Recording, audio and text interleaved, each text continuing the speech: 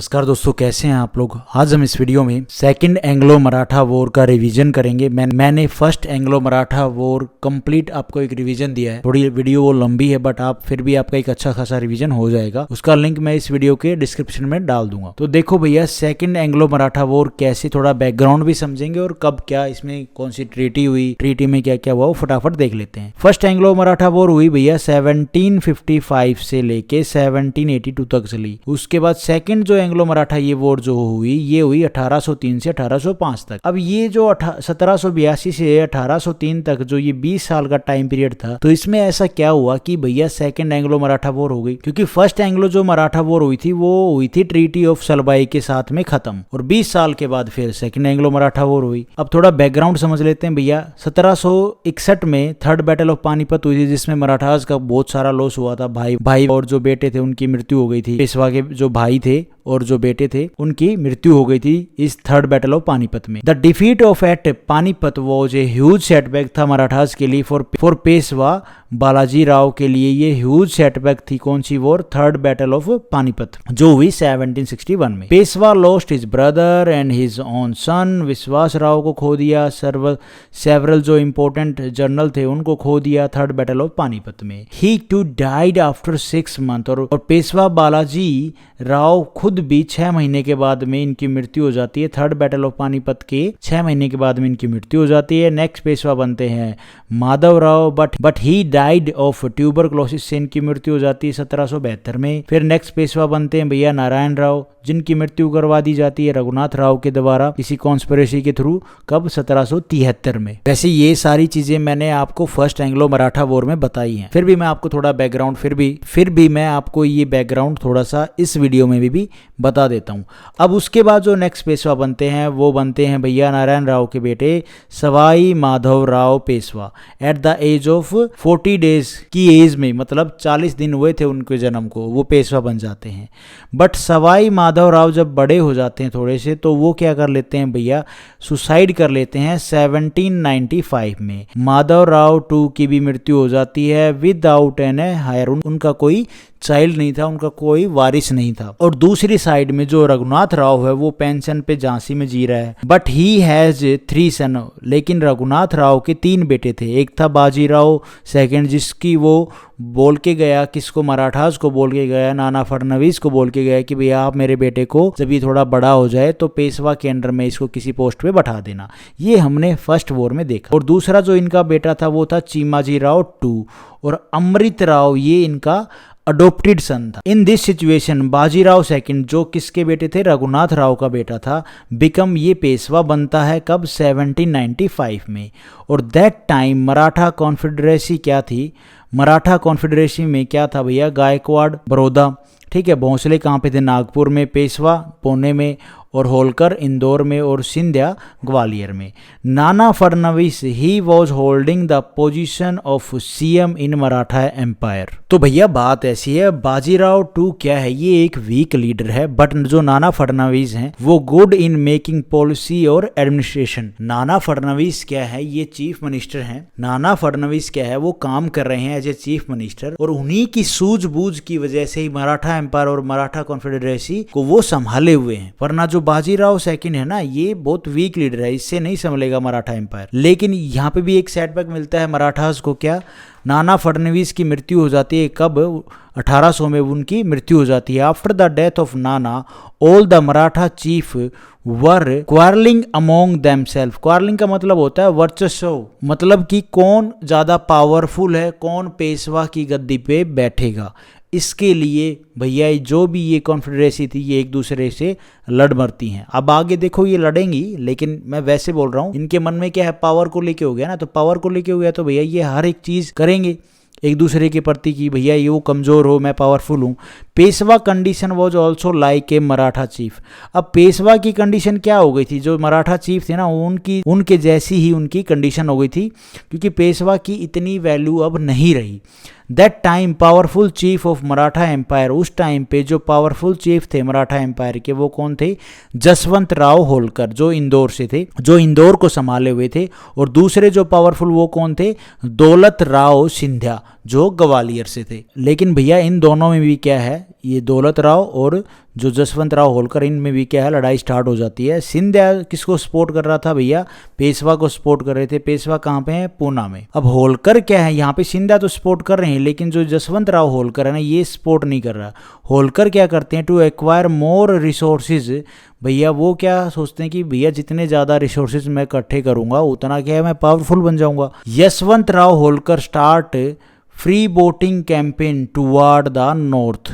मतलब क्या है, जो जसवंत राव होलकर है ना इंदौर से, ये अपनी पावर को बढ़ाने के लिए बिना पेशवा की मंजूरी लिए नॉर्थ इंडिया अपने कैंपेन शुरू कर रखे थे, इसने शुरू कर दिए थे। और इसी के साथ उन्होंने अपने भाई विट्ठू जी होलकर, जो इनका भाई था जसवंत राव का, विट्ठू जी होलकर को ये भेज देते हैं कहाँ पे, विट्ठू जी होलकर को साउथ इंडिया कैंपेन में भेजा हुआ था। और ये देखो हो गया ना, with this Jaswant Rao Holkar sent his brother Vitthu ji Holkar in south में। ब्रदर विट्ठू जी होलकर को उन्होंने साउथ में भेजा हुआ था। Vitthu ji start a campaign of plunder and rapine toward the south, he plundered the Peshwa territory.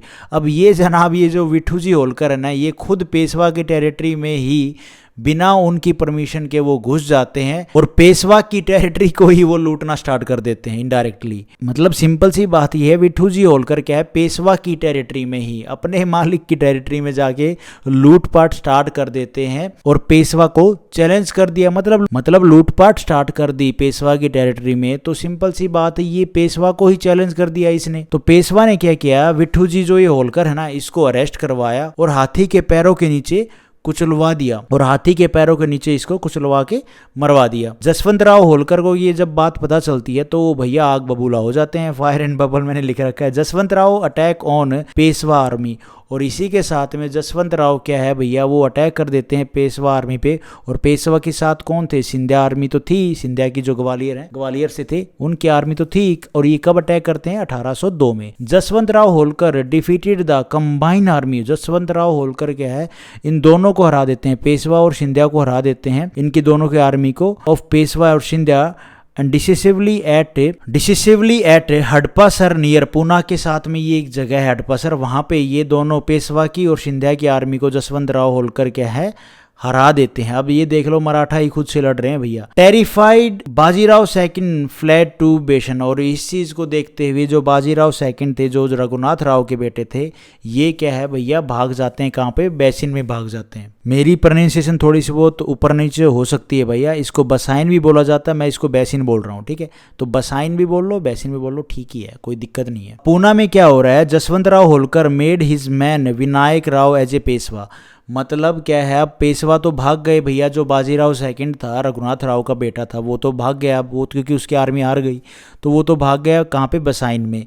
अब जसवंत राव होलकर क्या करते हैं कि वो अपने ही बंदे को पेशवा की गद्दी पे बैठा देते हैं। वो खुद नहीं बैठते हैं पेशवा की गद्दी पे, क्योंकि उनका भैया जो मराठा कॉन्फेडरेसी है वो विद्रोह कर देंगे, भैया तुमने ये तो गलत कर दिया, तुम क्यों बैठे। तो वो अपने ही बंदे को वहां पे उस गद्दी पे बैठा देते हैं, और वो किन को बैठाते हैं, विनायक राव को बैठा देते हैं। अब ये विनायक राव कौन थे, विनायक राव सन ऑफ अमृत राव। अब अमृत राव कौन थे, वो अडॉप्टेड सन थे रघुबा के, रघुनाथ राव के, समझ रहे।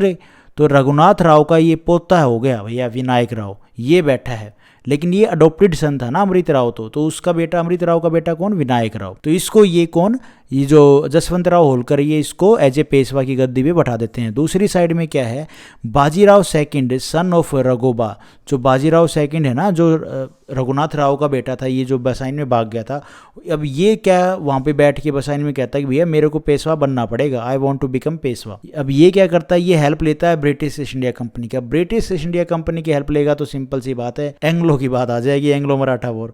अब एक साइड में तो हो गए भैया कौन, Bajirao second help me become Peshwa, वो इंग्लिश को बोल रहे हैं कि भैया आप मेरी मदद करो पेशवा बनने में, और ब्रिटिश ईस्ट इंडिया कंपनी कहती है भैया चलो हम हेल्प कर देंगे, आप ऑफर क्या कर रहे हो। ये सारी जो बातें हो रही ना ये बसाइन में, क्योंकि जो बाजीराव सेकंड है वो बसाइन में चला गया था ना, तो ब्रिटिश इंडिया कंपनी कहती है भैया आप हमें ऑफर क्या कर रहे हो। तो बाजीराव सेकंड कहता है ready to surrender the city of Surat. तो बाजीराव सेकंड कहते हैं भैया मैं रेडी हूं सरेंडर करने के लिए, क्या, सूरत सिटी मैं आपको दे दूंगा जब मैं पेशवा बनूंगा। You will not have any right to claim chauth on Nizam dominion. और दूसरा ब्रिटिश इंडिया कंपनी कहती है कि भैया अब इस ट्रीटी में आप ये भी साइन करो कि आपके पास कोई राइट नहीं होगा जो निजाम डोमिनियन एरिया है ना वहां पे रेवेन्यू कलेक्ट करने का, उसमें भैया अपना हिस्सा मांगने का। तो ये थी ट्रीटी ऑफ बैसिन 1802 में हुई, किसके बीच में?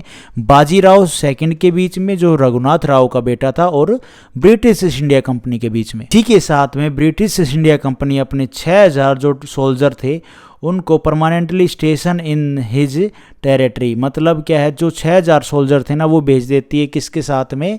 ये जो बाजीराव सेकंड है इसको हेल्प करने के लिए, पेशवा बनने के लिए भेज देती है। This troop will help Bajirao second to become Peshwa. इन ट्रीटी में, इस ट्रीटी में क्या, अब ये ट्रीटी की बात चल रही है, ट्रीटी में हो रहा है कि ब्रिटिश इंडिया कंपनी कहती है हम आपको 6000 सोल्जर दे देंगे, आपकी हेल्प करेंगे पेशवा बनने के लिए। दूसरा, इस ट्रीटी में क्या है? Ready to cede a territory yielding an income of 26 lakhs। देखो भाई यहाँ पे दो चीज होगी ना, यहाँ पे निजाम का तो रोल था ही नहीं, लेकिन निजाम ने क्या है, जो यहाँ पे हमने पीछे बात की ना, निजाम ने सब्सिडरी अलायंस साइन कर रखा था ब्रिटिश ईस्ट इंडिया कंपनी के साथ। और जो ये मराठा थे ना, ये निजाम से भैया चौथ मांगते थे, 1/4 ऑफ द रेवेन्यू शेयर मांगते थे। और इसी को बंद करवाने के लिए इस ट्रीटी में ब्रिटिश ईस्ट इंडिया कंपनी ने कंडीशन लगा दी कि आप इस जो चौथ मांगते हो ना, रेवेन्यू मांगते हो भैया, हिस्सा मांगते हो, इसको बंद कर दो। और इस चीज का फायदा किसको गया? निजाम को गया, क्योंकि उसने सब्सिडरी अलायंस साइन कर रखी थी ब्रिटिश ईस्ट इंडिया कंपनी के साथ में। तो निजाम तो ईस्ट इंडिया कंपनी के प्रोटेक्शन में था ना। ये एक नुकसान हो गया मराठास को, अच्छा खासा बेवजह ही नुकसान हो गया। लेकिन अब यहाँ पे जो ये 26 लाख की टेरिटरी बोल रहे हैं ना, तो भैया तो इसमें और क्या बोल रहे हैं? Ready to ceded a territory yielding an income of 26 lakh. Allah, Bajirao second को 26 लाख तक की एक टेरिटरी ईस्ट इंडिया कंपनी को देनी पड़ेगी, तभी जाके ब्रिटिश ईस्ट इंडिया कंपनी क्या है, बाजीराव सेकंड की हेल्प करेंगी पेशवा बनने के लिए। इस ट्रीटी में और क्या है? We will control Maratha foreign policy. अब ये ब्रिटिश ईस्ट इंडिया कंपनी कहती है कि भैया आपकी जो, मतलब मराठाज की जो फॉरेन पॉलिसी है ना, उसको क्या है भैया, हम कंट्रोल करेंगे। Don't offer employment to European of any nation at war with English. और ब्रिटिश इंडिया कंपनी कहती है कि भैया आप डोंट ऑफर नहीं करोगे एम्प्लॉयमेंट की, भैया आप कोई बाहर की जो यूरोपियन कंपनी है, उसके यूरोपियन कंट्री है, उसके क्या सोल्जर आप लेके आओ हमारे अगेंस्ट में। अरे भाई सिंपल सी बात है, जिन देशों के साथ में जो ये ब्रिटिश ईस्ट इंडिया कंपनी, मतलब ब्रिटेन के, इंग्लिश के जो युद्ध चल रहे हैं ना, तो उन देशों के लोगों को मराठा एम्पायर में किसी भी पद पर नियुक्त नहीं किया जाएगा, ये बात बोल रहे हैं। और जो ये ट्रीटी हुई ना, ट्रीटी ऑफ बैसिन 1802 में, was a decisive step in the dissolution of Maratha empire. और इस ट्रीटी को आप कह सकते हो ये सब्सिडरी अलायंस ट्रीटी थी। मतलब हम इसको सब्सिडरी अलायंस ट्रीटी क्यों बोल रहे हैं? क्योंकि जो भी सारी कंडीशन जो सब्सिडरी अलायंस में प्रोवाइड और फुलफिल की जाती थी ना ब्रिटिश इंडिया कंपनी के द्वारा, जो भी उनकी कंडीशंस होती थी, वो सारी कंडीशंस यहाँ पे इन्होंने मराठाज से, बाजीराव सेकंड से फिल करवा ली, पेशवा से। अब ट्रीटी तो डन हो गई, अब इम्प्लीमेंटेशन स्टार्ट हो गया है भैया। अब सारे ट्रुप्स होके इसको पेशवा बनाएंगे बाजीराव सेकंड को। तो 1803 में क्या है, Bajirao second become Peshwa under the protection of British India company के प्रोटेक्शन में बाजीराव सेकंड पेशवा बनते हैं 1803 में। देखो भाई 1803 में ये वापस से पेशवा तो बन गए बाजीराव सेकंड, लेकिन ये वो पेशवाई नहीं थी जो पहले होती थी, क्योंकि भैया सब्सिडरी अलायंस जैसी ट्रीटी साइन कर ली इन्होंने। मैं ये स्टार्टिंग से वीडियो में ना ट्रीटी को टेरिटरी बोलता आ रहा हूँ, उसके लिए सॉरी यार। अच्छा, इन्होंने ये ट्रीटी तो साइन कर ली, जिसकी वजह से जो पहले वाली पेशवाई थी ना, वो वैसी तो रही नहीं। मराठास की टेरिटरी में ब्रिटिश इंडिया कंपनी की फोर्सेस थी, और जो फॉरेन पॉलिसी था वो ट्रीटी में आपने देखा भैया, वो कौन कंट्रोल करेगा? ब्रिटिश इंडिया कंपनी कंट्रोल करेगी। और ये जो ट्रीटी साइन की ना बाजीराव सेकंड ने, ये जो मराठा चीफ थे ना, उनको भी पसंद नहीं आ रही थी, और यही कारण बना सेकंड एंग्लो मराठा वॉर का। चलो देखो, but this treaty of Bassein 1802 में जो हुई was not acceptable to all Maratha chiefs. ये चीज मैंने आपको बता दी। This was the reason of second Anglo Maratha war, यही रीजन था सेकंड एंग्लो मराठा वॉर का। सिंधिया ग्वालियर से, भोंसले नागपुर से try to out of Peshwa from this treaty. अब ये दोनों क्या है ना, सिंधिया ग्वालियर से और जो भोंसले है, वो कोशिश करते हैं कि भैया पेशवा को इस ट्रीटी से बाहर निकालना पड़ेगा, और कैसे बाहर निकाला जाए। ये बेचारे कोशिश तो करते हैं इस जाल से मुक्त कराने के लिए पेशवा को, लेकिन ये फेल कर जाते हैं। But they fail to break Maratha each other British East India company sign treaty with everyone. अब ये मराठास को, जो मराठा चीफ है उनको तोड़ने के लिए क्या है, ब्रिटिश ईस्ट इंडिया कंपनी क्या करती है, सारे जो चीफ है ना उनसे अलग अलग ट्रीटी साइन कर लेती है। तो भैया ये क्या करते हैं, अपनी चाल को चलते हुए सबके साथ में अलग अलग ट्रीटी साइन कर लेते हैं, सबको तोड़ देते हैं, एक साथ एक को भी नहीं रहने देते। सिंधिया के साथ में करते हैं ट्रीटी ऑफ सुराजी अंजनगांव 1803 में, भोसले के साथ में साइन करते हैं भैया ट्रीटी ऑफ देवगांव 1803 में, और 1804 में Holkar attack on British East India company, but वो भी फेल कर जाता है। और 1806 में ब्रिटिश ईस्ट इंडिया कंपनी उसके साथ भी ट्रीटी ऑफ राजपुर घाट ये साइन कर ली जाती है ब्रिटिश और होलकर के, ब्रिटिश ईस्ट इंडिया कंपनी और होलकर के बीच में। By this second Anglo Maratha war का एंड हो जाता है 1805 में। By the end of this war Maratha empire was reduced to British vassals and isolated from one another. भैया मराठा एम्पायर एकदम वीक हो चुका था, टूट चुका था, सारे चीफ अलग अलग अपने अपने एरिया में रूल कर रहे थे, पेशवाई बिल्कुल कमजोर हो चुकी थी, कमजोर क्या ना के बराबर ही हो गई थी, बस नाम नाम का था पेशवा और कुछ नहीं। और इसी के साथ में ब्रिटिश ईस्ट इंडिया कंपनी के चुंगल में मराठा एम्पायर फंस चुका था। और यही थी second Anglo Maratha war. Hope आपको एक बेसिक सा रिवीजन मिल गया होगा सेकंड एंग्लो मराठा वॉर का। Thank you for watching this video. Video आपको ठीक लगी तो गाइज लाइक करना, चैनल पे नए हो तो सब्सक्राइब करना।